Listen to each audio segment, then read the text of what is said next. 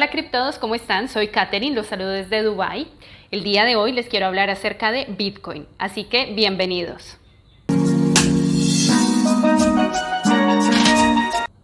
Bitcoin fue creada en el año 2009.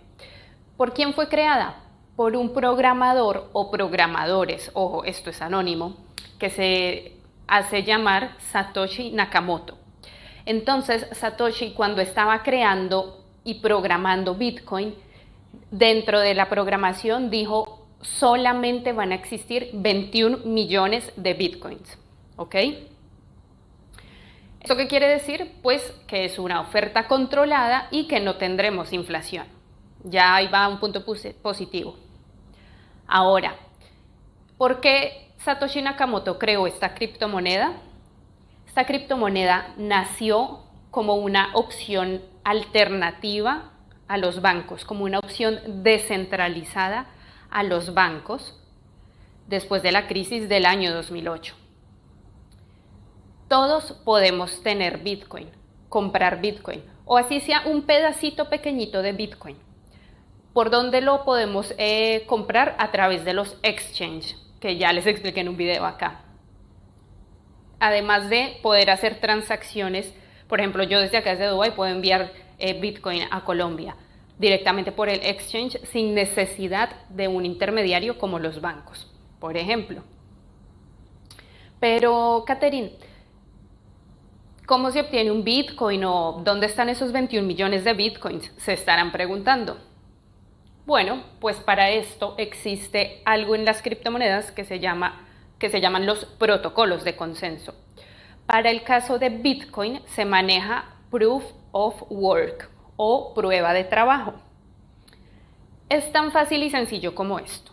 Ya sabemos que Bitcoin está sobre una blockchain, que son una red de computadores conectados alrededor del mundo, ¿vale? Y compartiendo la misma información, ¿no? Ahora, para obtener un Bitcoin, resulta que estos computadores alrededor del mundo están conectados y trabajando todo el día y toda la noche.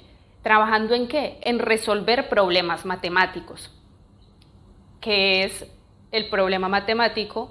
Para encontrar la llavecita o el código hash de un bloque, ¿vale? Entonces las computadoras están trabajando, trabajando todo el día, toda la noche, hasta que una computadora encuentra ese código hash. Pues a esa computadora se le premia con Bitcoin. Esto es más conocido como minería, que son todo el grupo de computadoras trabajando en resolver ese problema matemático y encontrar el hash.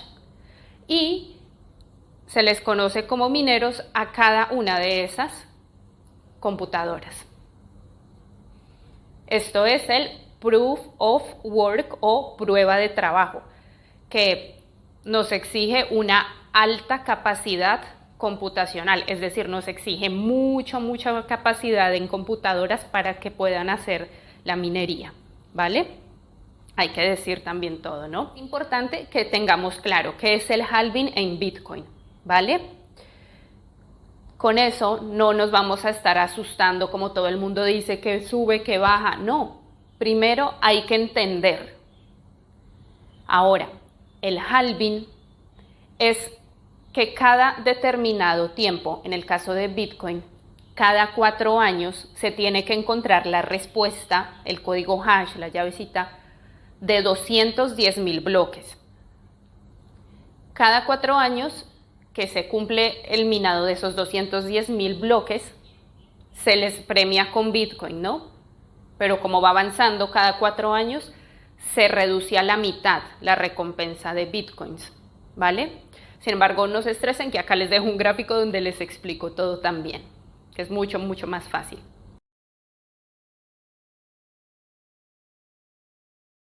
Actualmente, cada 10 minutos, los mineros encuentran el código hash. Es decir, cada 10 minutos están recibiendo 6,25 bitcoins. Interesante, ¿no? ¿Se imaginan esa cantidad de dinero? Espero haberles aportado valor con este contenido. Déjenme todas las dudas, preguntas, sugerencias aquí abajo que yo con mucho gusto voy a estar súper feliz de contestarles.